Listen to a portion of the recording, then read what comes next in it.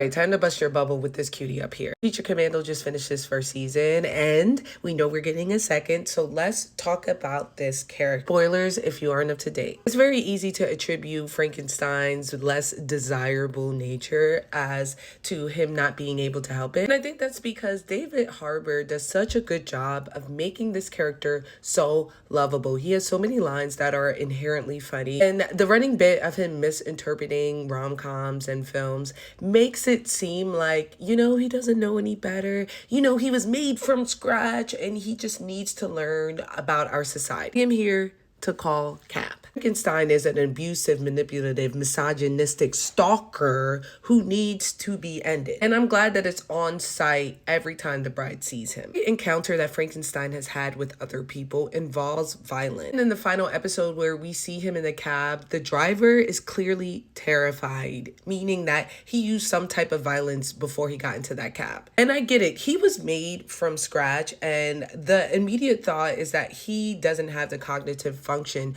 to understand the nuances of his actions. I think that we see that he understands society and its nuances in that episode when he first interacts with Rick Flag, where he calls him a DILF. Understands that Rick Flag is an older man, but is still hot, which means that he also has seen things like the Me Too movement and understands what abuse is. Quiet as kept, I think that he speaks this way, that kind of slow meter talking, so that people think that he's dumber than he is. Because as big as he is, we see him use that helplessness to gain allies. Saw him manipulate that old woman until he was nursed to health and then dispatch of her immediately. It's interesting because I saw so many people interpret him murdering that woman as him trying to enact some type of mercy. That reasoning is null and void the minute we saw him couple up with another old woman when he needed help. Also, I think this is the old woman who ratted out the bride in episode 1 when she came to the castle. Call that Frankenstein received while he was on the boat with some big booty hoes. Frankenstein understands the nuances of culture. He simply believes that the bride is his property. He says so himself. To him, the bride is a gift, not someone with independent thought who gets to choose her mate. And that's why we never see him bonding with her while she's learning the ways of the world, because he doesn't deem it necessary. She's his dog, basically. This character, but we have to call a spade a spade. This man is a villain. I can't wait to see how he fucks shit up in the upcoming season.